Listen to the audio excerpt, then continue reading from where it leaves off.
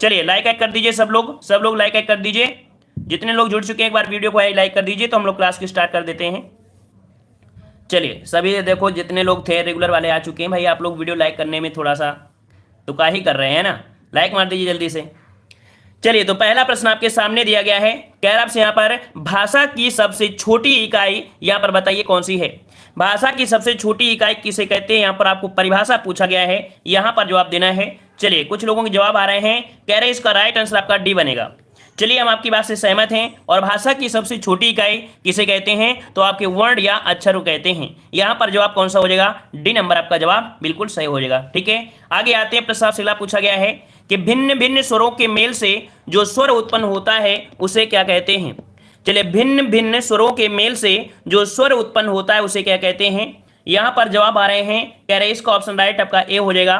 तो बिल्कुल सही जवाब है। याद रखिए यहां पर भिन्न भिन्न स्वरों के मेल से जो होता है उसे बोलते हैं संयुक्त स्वर बोलते हैं। जैसे हमने आपको बताया था, आपका ए और आपका होता है ओ होता है, और एक होता है आपका औ होता है ना। अब ये जो निर्माण कैसे हुआ है, तो छोटा प्लस छोटी मिला दीजिए तो इसका निर्माण हो जाएगा। और अगर छोटा प्लस के साथ अगर इसमें मिलाते हैं, क्या ए मिलाएंगे, तो इसका निर्माण हो जाता है। वैसे छोटा प्लस यहाँ पर अगर आप ओ का निर्माण करना ओ बनाओगे तो आप जो आपका होता है कह सकते हैं ये हो जाएगा। और मतलब इस प्रकार से देखा जाए इनका निर्माण इस प्रकार से बनता है। इस कारण से क्या है, संयुक्त स्वर होते हैं। समझ में आ गया होगा। चलिए आगे आते हैं। प्रश्न आपसे अगला है कि बच्चे बस से पाठशाला जाते हैं। बच्चे बस से पाठशाला जाते हैं, इसका राइट आंसर आपका कौन सा बन जाएगा। चलिए यहाँ पर 3 का ऑप्शन आ रहा है, कह रहे हैं बी नंबर आपका हो जाएगा।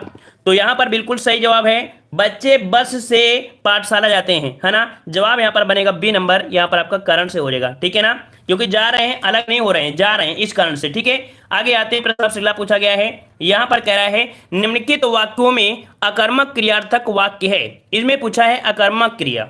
अकर्मक क्रिया क्या है, तो कह रहा है बूंद बूंद से घड़ा भर जाता है, फिकर इस टब को पानी से भर दो, माँ बेटो खाना खिला रही है, चाची जी ने मुझे पत्र लिखा। मतलब यहाँ पर ये तीनों ही आपके सही हैं, लेकिन अकर्मक क्रिया जो आपकी है वो आपके ए वाले में हो जाएगा। वो ऐसे भी हमने बताया था, जब बूंद बूंद शब्द आपको लगा हो वहां पर हमेशा कर्मक क्रिया ही होगी। ठीक है, आगे बढ़ते हैं। प्रश्न आपसे पूछा गया है कि कौ रावण रावण जगत केते पद में रावण शब्द का प्रयोग क्रमशः हुआ है। तो बताइए पहले रावण का मतलब क्या है, दूसरे रावण का मतलब क्या है। तो याद रखिए पहले रावण यहाँ पर कौन सा बनेंगे, पहले रावण जो आपके हैं वो आपके कौन से हो जाएंगे। यहाँ पर मतलब आपका जवाब बनेगा कि पहले एक रावण की बात किया गया है जो आपके हैं, ठीक है ना। फिर आपके यहाँ पर बहुत रावण है, मतलब यहाँ पर व्यक्तिवाचक संज्ञा एवं जातिवाचक संज्ञा, यहाँ पर जवाब बनेगा कौन सा, सी नंबर। आगे आते ही प्रश्न आपसे अगला पूछा है कि राजनगर में आए अर्थ के अनुसार यह वाक्य निम्नलिखित में से किस प्रकार के अंतर्गत आता है। देखो राजनगर में आए, राजनगर में आए, यहां पर देखिए संदेश सूचक वाक्य होगा, विधानवाचक वाक्य होगा, संकेतवाचक होगा या इच्छा बोधक हो जाएगा। कौन सा बनेगा, तो यहां पर आपका राजनगर में आए, मतलब यहां पर आपको दिया गया क्या, संदेश दिया गया। संदेश की अगर बात करते हैं तो जवाब क्या हो जाएगा, यहां पर संदेश सूचक हो जाएगा। ऑप्शन यहां पर आपका ए सही हो जाएगा। ठीक है, आगे बढ़ते हैं। प्रश्न आपसे पूछा है निम्नलिखित में से कौन सा शब्द हरिणा का स्त्रीलिंग होगा। बताइए भाई यहाँ पर हरिणा का स्त्रीलिंग क्या होता है, हरिणा का स्त्रीलिंग क्या बनता है। यहाँ पर सही जवाब कौन सा बनेगा, तो यहाँ पर हरिणा का स्त्रीलिंग होता है हरणी। क्या होता है, हरणी होता है। इसका राइट आंसर आपका ये हो जाएगा, हरणी हो जाएगा। आगे बढ़ते हैं। करें निम्नलिखित शब्दों में से संबंध बहुब्रीहि समास बताइए। यहाँ पर बताइए किसमें संबंध बहुब्रीहि समास आपका है। चलिए बहुब्रीहि समास दिया गया है, तो यहाँ पर जवाब आपका आ रहा है ये नंबर बिल्कुल सही है, क्योंकि दशानन में ही क्या होता है, बहुब्रीहि समास है। 10 है आनंद जिसके, मतलब आपका जवाब रमण हो जाएगा, ए नंबर। आगे बढ़ते हैं कि संस्कृत के मूल शब्द जो हिंदी भाषा में प्रचलित हैं उन्हें क्या कहते हैं। संस्कृत के मूल शब्द जो हिंदी भाषा में प्रचलित हैं उन्हें क्या कहते हैं। चलिए क्या कहते हैं, तो यहाँ पर याद रखिए उन्हें हम लोग तत्सम शब्द कहते हैं, जो कि राइट आंसर आपका हो जाए कौन सा, सी नंबर। और यही शब्द आपके होते हैं शुद्ध संस्कृत के शब्द, तो जवाब यहाँ पर आपका ए हो जाएगा। आगे आते हैं। अनुकरणी में लगा प्रत्यय कौन सा है, अनुकरणी में लगा प्रत्यय इनमें से कौन सा है। यहाँ पर जवाब सही कौन सा बनेगा। चलिए जवाब आपसे पूछा गया है, तो 10 का ऑप्शन आपका बनेगा कौन सा, ऑप्शन बनेगा अनुकरणीय। ई शब्द आपको निकल के आ रहा है, तो जवाब डी हो जाएगा, ई शब्द आपका बन जाएगा। ठीक है, चलिए एक बार भाई सभी लोग वीडियो को लाइक कर दीजिएगा। आज कुछ कारण से नोटिफिकेशन नहीं जा पाया है और क्लास स्टार्ट हुई थी लेकिन दिक्कत हो गई, तो सबके पास नोटिफिकेशन नहीं गया। तो आप लोग थोड़ा सा शेयर भी कर दीजिए, थोड़े ज़्यादा लोग आ जाएँ। और अगर इतना भी नहीं कर सकते हो तो लाइक करने का तो आपका अधिकार है, लाइक भी कर सकते हो, है ना। क्योंकि शेयर किसको करोगे, शेयर करोगे तो कहोगे वो तो हमको डांट रहा है भैया हमारे पास वीडियो क्यों शेयर कर रहे हो, है ना। तो भाई ये तो बहाना हो जाएगा, लेकिन लाइक करना तो आपका बनता है ना। चलिए लाइक मार दीजिए सब लोग एक बार। चलिए, कहते हैं ना भैंस के आगे बीन बाजे भैंस परे पगुड़ाए, तो आप लोग भैंस से कम नहीं हो, भैंस के कम नहीं होते हो, मतलब कितना भी बोलते रहे लेकिन कोई असर नहीं होता है। आप लोगों को भैंस बोल दिया जाए तो उससे ज़्यादा अच्छा है ना। चलिए, अच्छी बात है, जिन लोगों ने लाइक किया उनको बहुत बहुत शुक्रिया है, और जिन लोगों ने नहीं किया है तो उनके लिए कोई शब्द ही नहीं है हमारे पास। चलिए, तो यहाँ पर आपका दिया है अनुकरणी में आपको हो जाएगा डी नंबर। अगला प्रश्न आपका दिया है निम्नलिखित में से शुद्ध वर्तनी वाला शब्द कौन सा है। चलिए, यहाँ पर आपको बताना है शुद्ध वर्तनी वाला शब्द इनमें से कौन सा है। 11 नंबर में आपका जवाब कौन सा बनेगा, तो यहाँ पर अंतर्राष्ट्रीय जो लिखते हैं, अंतर्राष्ट्रीय किस प्रकार से, यहाँ पर जवाब हो जाएगा कौन सा, ऑप्शन बनेगा बी नंबर। यहाँ पर आपका कौन हो जाएगा, अंतर्राष्ट्रीय। कौन सा बनेगा भाई, अंतर्राष्ट्रीय। अंतर्राष्ट्रीय यहाँ पर ए नंबर आ रहा है, और किसी का यहाँ पर आ रहा है कौन सा, यहाँ पर सी भी आ रहा है। चलिए, यहाँ पर फोकस करिए, कौन सा बनेगा, अंतरराष्ट्रीय। क्या बना है, अंतरराष्ट्रीय आपका है। मतलब यहां पर कह सकते हैं कि आपका जवाब यहां पर ये नंबर अंतरराष्ट्रीय। देखो याद रखिएगा, यहां पर अगर हम आपसे बात करें कि जैसे आपका ये अंतरराष्ट्रीय लिखा है, लेकिन कोई देखिए इसमें कोई गलती तो नहीं है। चलिए, गलती तो नहीं है, गलती नहीं है। अच्छा, फिर यहाँ पर अंतरराष्ट्रीय, देखो इसको हम इस प्रकार से भी ले सकते हैं और इस प्रकार से भी ले सकते हैं, क्योंकि ये जो आपका रा चढ़ा हुआ है ना, ये रा यहाँ भी हो सकता है, यहाँ भी हो सकता है। याद रखिए, जब कभी भी ऐसे आपके ऑप्शन आते हैं तो इसको भी कर सकते हैं, इसको भी आपको कर सकते हैं, ठीक है ना, ये आप कर सकते हैं। लेकिन ये आपका क्या है, 100% आपका है, ठीक है। ए नंबर आपका 100% है, लेकिन अगर ऐसा नहीं है तो ये भी कर सकते हैं, क्योंकि रा जो आपका इसमें है वो आपको यहाँ पर किया गया है, ठीक है ना। चलिए, आगे आते हैं, कर सकते हैं भाई, कर सकते हैं, एक बार फिर से चेक करिए आप भी, ठीक है। 11 का ए ही सही है, हम भी वही बोल रहे हैं। लेकिन आपको अगर हम बोल दें कि आपके ऑप्शन में नहीं है, तब आप क्या करोगे। चलिए बताइए, इसमें कौन सा सही करोगे आप, ऐसी स्थिति में आप क्या सही करोगे। चलिए, मान लो हमने यहाँ पर ऑप्शन को हटा दिया, अब ऐसी स्थिति में क्या करोगे, क्या कर सकते हो, है कोई ऑप्शन तुम्हारे पास, नहीं है ना। तो यहाँ पर याद रखिए, ये जो आपका रा होता है ना, ये जो आपका रा है कहीं ना कहीं यहाँ पर नहीं आकर यहाँ लगा दिया गया है, ठीक है ना। तो इस हिसाब से यहाँ पर ये भी कर सकते हैं, जब ऑप्शन आपका ना होता तो, ठीक है। ये से हम भी कह रहे हैं कि आपका ए ही सही होगा, ठीक है। चलिए आगे बढ़ते हैं। निम्नलिखित में से वर्तनी की दृष्टि से कौन सा शब्द सही है, और उस वाले प्रश्न को हमने कराया है, ऐसा नहीं है कि हमने नहीं कराया है, ठीक है। उसे कराया है, ऐसे क्वेश्चन को हमने कराया है कि दोनों किस प्रकार से सही हो सकते हैं, ठीक है। चलिए, तो यहाँ पर आपका दिया निम्नलिखित में से वर्तनी की दृष्टि से कौन सा शब्द सही है। द्वंद्व किस प्रकार से लिखते हैं, द्वंद्व किस प्रकार से करते हैं, यहाँ पर आपको जवाब देना है। यहाँ पर हमने ये नहीं कहा भाई आप लोग क्या सोचते हो, हमने कंफ्यूज नहीं करा, हमने कहा ये भी बन सकता है, ये भी बन सकता है, कंफ्यूज नहीं कर रहे हैं, समझिए। चलिए, यहाँ पर द्वंद्व किस प्रकार से होता है, 12 का ऑप्शन आपका बनेगा कौन सा, डी नंबर। यहाँ पर ये द्वंद्व आपका बिल्कुल सही हो जाएगा, डी नंबर, ठीक है। कौन सा बनेगा, डी नंबर आपका यहाँ पर हो जाएगा। आगे आते हैं, कह रहा है पॉकेट मार। पॉकेट मार जो आपका होता है, पॉकेट मार जो होता है वो किस प्रकार से सही होता है, कौन सा समास होता है। चलिए, 13 नंबर आपको दिया गया है। पॉकेट मार मतलब क्या बोलेंगे, इसको बोलेंगे क्या, पॉकेट को मारने वाला। पॉकेट को मारने वाला मतलब आपका जवाब यहाँ पर सही कौन सा हो जाएगा, यहाँ पर बी हो जाएगा, तत्पुरुष समास आपको हो जाएगा, तत्पुरुष समास। आगे बढ़ते हैं, प्रश्न आपसे अगला है, कोप शब्द का पर्यायवाची शब्द कौन सा है। कोप का पर्यायवाची क्या होता है। चलिए, कोप का पर्यायवाची इनमें से कौन सा हो जाएगा, फटाफट जवाब दीजिएगा यहाँ पर। तो कोप मतलब होता है अमरस होता है, क्या होता है, कोप मतलब आपका अमरस होता है, या हम लोग इसे बोल देते हैं कोह भी बोल देते हैं, को भी बोल देते हैं, या इसे हम लोग यहाँ पर प्रतिघात भी बोल सकते हैं, या इसे हम लोग क्रोध भी बोल सकते हैं, या इसे रोष भी बोल सकते हैं, कुछ भी बोल सकते हैं, ठीक है। आगे बढ़ते हैं, आंखें दिखाना मुहावरे का सही अर्थ क्या हो जाएगा। आंखें दिखाना मुहावरे का अर्थ क्या होता है, मतलब क्रोध से देखना। यहाँ पर जवाब बनेगा कौन सा, क्रोध से देखना, ऑप्शन आपका डी हो जाएगा, क्रोध से देखना। आगे बढ़ते हैं, कह रहा है प्रधानाध्यापक की बातें सुनकर मैं शर्म के मारे चुप हो गया। मैं शर्म के मारे चुप हो गया, यहाँ पर आपसे पूछा गया है इस मुहावरे का अर्थ क्या हो जाएगा। तो मैं शर्म के मारे चुप हो गया मतलब अपना सा मुंह लेकर रह गया, क्या हो गया, अपना सा मुंह लेकर रह जाना। मतलब ऑप्शन पे यहाँ पर बने कौन सा, बी नंबर आपका सही जवाब हो जाएगा, अपना सा मुंह लेकर रह गया। आगे आते हैं, प्रश्न आपसे अगला दिया गया है, निम्नलिखित में से कौन सा शब्द तद्भव है। कौन सा शब्द तद्भव है, 17 का ऑप्शन देना है, इसका जवाब कौन सा हो जाएगा। हमने बताया था जहां भी चांद की बिंदी लग जाए वो हमेशा क्या होता है, आपका तद्भव ही होता है। जवाब यहाँ पर डी हो जाएगा, भावरा। आगे बढ़ते हैं, तमस शब्द का समानार्थी शब्द आपको दिया गया है। तमस शब्द का समानार्थी क्या होता है। तमस का मतलब समानार्थी पूछा गया है और इसका जवाब क्या हो जाएगा। तो भाई तमस का मतलब होता है अंधकार, क्या होता है, अंधकार होता है। इसका राइट आंसर आपका ये हो जाएगा, अंधकार बन जाएगा, ठीक है। आगे बढ़ते हैं, प्रश्न आपसे अगला दिया गया है, यहाँ पर सही वाक्य चयन करना है। जो आपकी तलवार होती है, जो तलवार होती है वो क्या होती है, तलवार एक शस्त्र होती है, क्या होती है, शस्त्र होती है। और आपका देख लीजिए यहाँ पर शस्त्र जो आपका लिखा है वो आपका इस वाला सही है, लेकिन जो डी वाला आपको दिया है शास्त्र, शास्त्र नहीं होता, शस्त्र होता है। ऑप्शन सी आपका राइट हो जाएगा, तलवार एक उपयोगी शस्त्र हो जाएगा। आगे आते हैं प्रस्ताव से अगला है रहमन पानी राखिए बिन पानी सब सुन पानी गैर उमरे मोती मानुसुन। इसमें से पूछा है, यहां पर आपसे पूछा है उपयुक्त शब्द शक्ति यहां पर पहचानना है। वैसे आपका दोहा है ना, मतलब यहां पर अगर आपसे बोले रहमन पानी राखिए बिन पानी सो, अच्छा पानी मतलब यहां पर श्लेष, तो यहां पर कह सकते हैं 20 का ऑप्शन बनेगा, यहां पर 20 का ऑप्शन बनेगा ऑप्शन आपका ए लक्षणा शब्द शक्ति है। क्या है, नया प्रश्न आपके लिए, इसके स्क्रीनशॉट लीजिएगा। लक्षणा शब्द शक्ति का प्रयोग हुआ है जहां मुख्य अर्थ में बाधा उपस्थित होने पर रूढ़ या प्रयोजन के कारण मुख्य अर्थ से संबंधित अन्य अर्थ को लक्षण किया जाता है, वहां पर लक्षणा शब्द शक्ति होती है। अर्थों के आधार पर शब्द शक्ति 3 प्रकार के होते हैं, अभिधा होता है, लक्षणा होता है और आपका व्यंजना होता है। ठीक है, चलिए आगे आते हैं कि जिस मूल शब्द में विकार होने से क्रिया बनती है उसे क्या कहते हैं। जिस मूल शब्द में विकार होने से जो क्रिया बनती है उसे क्या कहते हैं। चलिए 21 का जवाब क्या बनेगा, तो यहां पर बनेगा यौगिक होती है। क्या होती है, यौगिक होता है। इसका राइट आंसर आपका बन जाएगा डी नंबर, यौगिक धातु। नेक्स्ट क्वेश्चन दिया गया है निम्नलिखित वाक्य में किस लोकोक्ति का प्रयोग हुआ है। कह रहे तीर्थों के पंडे पुजारी प्रायः ऐसे यजमानों की खोज में रहते हैं जो हों कैसे हों, जो हों कैसे, जो आंख के अंधे गांठ के पूरे, कैसे हों आंख के अंधे गांठ के पूरे हों, ऐसे लोगों को यहाँ पर ढूंढते रहते हैं। मतलब यहाँ पर कह सकते हैं क्या हो मूर्ख हो लेकिन धनवान हो, है ना, क्योंकि जब धनवान होंगे तो पैसा देंगे और मूर्ख होंगे तो और देंगे, मूर्ख हो और धनवान भी हो, है ना। तो इस प्रकार से आपका ए हो जाएगा। आगे आते हैं प्रश्न से पूछा गया है हिंदी की सा ध्वनि है और ये ध्वनि जो आपकी है कैसी ध्वनि है।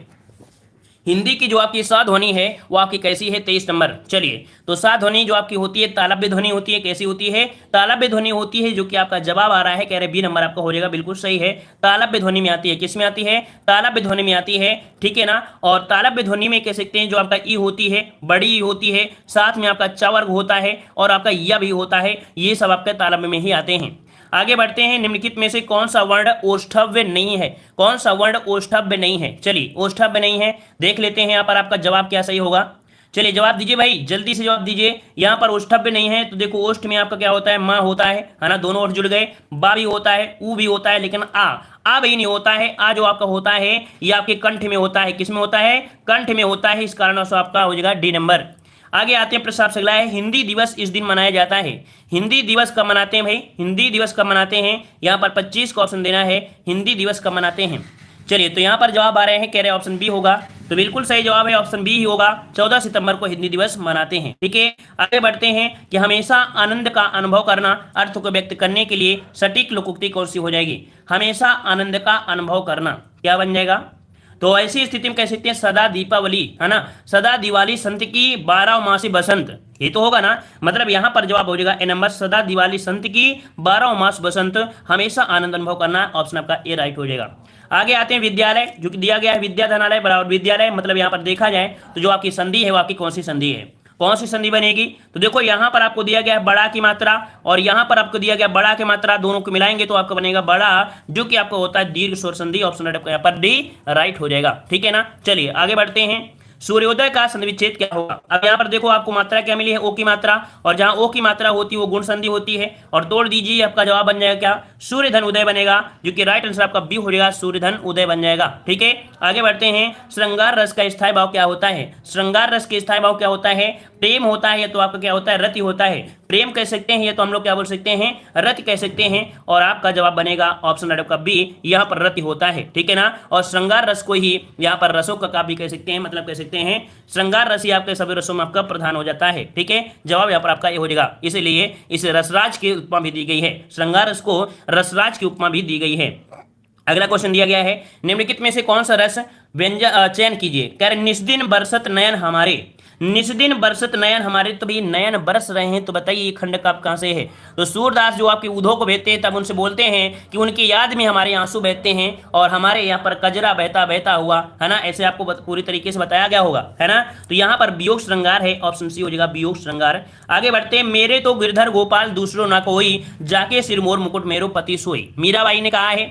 ऐसी पंक्ति का जो प्रयोग किया किसने किया, आपके मीरा जी ने किया है। और यहाँ पर अगर बात करें तो आपका जवाब क्या हो जाएगा, यहाँ पर याद रखिए आपका जवाब क्या बनेगा, तो यहाँ पर आपका श्रृंगार रस हो जाएगा। ठीक है, श्रृंगार रस में, क्योंकि मीराबाई यहाँ पर कह सकते हैं कि उनके जो पति थे, उनके पति का डेथ हो गया था, है ना, मरने के बाद कह सकते हैं कि वो जो थी उनके घर वाले प्रताड़ना कर रहे थे जौहर होने के, मतलब कह सकते हैं सती होने के लिए, लेकिन वो सती नहीं हुई थी, वो भगवान श्री कृष्ण को ही अपना पति उनको अपना एक गोपी मतलब खुद गोपी बनकर उनको एक पति जैसा मानकर पूजा करने लगी थी, ठीक है ना। तो यहाँ पर आपका क्या होता है, श्रृंगार रस होता है, ऑप्शन आपका बी हो जाएगा। आगे बढ़ते हैं, छंद पढ़ते समय आने वाले विराम को क्या कहते हैं।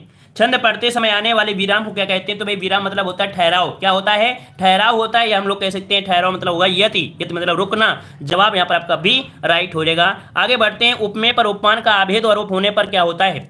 जब उपमेय में उपमान का आभेद या आरोप हो जाए, आभेद आरोप हो जाता है, वहां पर क्या होता है, तो आपका रूपक अलंकार होता है, जो कि अभी हमने आज आपको बताया था कि जब भी आभेद हो, वहां पर तुलना हो, तो आपका क्या हो जाएगा, रूपक अलंकार हो जाएगा। और जब उपमेय और उपमान पास में होते हैं तो 100% रूपक अलंकार होता है। साथ में एक पहचान और होती है आपकी, छोटा सा यहाँ पर योजक चिन्ह भी इनके बीच लगभग लग जाता है 80%।